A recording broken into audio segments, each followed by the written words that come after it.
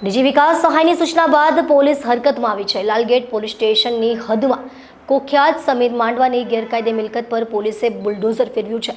આરોપી સમીર માંડવા ખૂન, મારામારી, ખૂનની કોશિશ, ખંડણી સહિતના ગુનામાં પંકાયેલો છે। હાલ સમગ્ર ગુજરાતમાં કુખ્યાત ગુનેગારો પર અંકુશ રાખવા પોલીસ કડક હાથે કામગીરી કરી રહી છે। ડીજી વિકાસ સહાયના 100 કલાકના આદેશ બાદ પોલીસે કામગીરી તેજ કરી છે। ત્યારે સુરતના લાલગેટ પોલીસ દ્વારા ગુનાખોરો સામે લાલ આંખ કરવામાં આવી છે।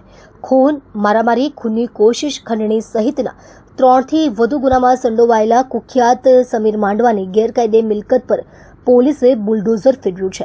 આરોપી દ્વારા સરકારી જમીન પર કબજો કરવામાં આવ્યો હતો। કુખ્યાત સમીર માંડવાએ સરકારી જગ્યા પર પતરાનો ગેરકાયદેસર ડોમ ઊભો કર્યો હતો। પોલીસ દ્વારા પાલિકાની ટીમને સાથે રાખી ડિમોલિશનની કામગીરી હાથ ધરવામાં આવી હતી। હાલ ગુજરાતમાં સામાજિક તત્વો પર દાદાનું બુલડોઝર ચાલી રહ્યું છે।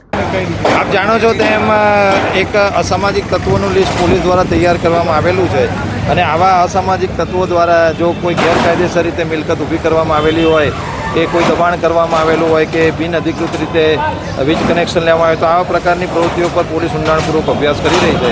લાલગેટ પોલીસ સ્ટેશન વિસ્તારમાં એક સમીર માંડવા કરીને આરોપી હતો જે અગાઉ ખૂનની કોશિશ, મારામારી જેવા વિવિધ ગંભીર પ્રકારના ગુનાઓ આચરેલો હતો। એની પર પોલીસની વોચ હતી અને અમારા ધ્યાનમાં આવેલ હતું કે તેના દ્વારા એસએમસીના એક ખુલ્લા પ્લોટની અંદર ગેરકાયદેસર રીતે એણે કન્સ્ટ્રક્શન કરેલું છે।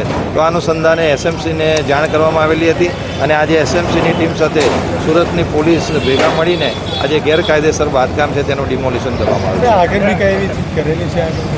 આ જ રીતની કાર્યવાહી જેટલા બી અસામાજિક તત્વો છે ને એમણે જ્યારે પણ આવું ગેરકાયદેસર રીતે કોઈ બાંધકામ કરેલું હશે તો તેની સામે એસએમટીની ટીમ સાથે રહીને સુરત પોલીસ અચૂક કડકમાં કડક રીતે કાર્યવાહી કરશે।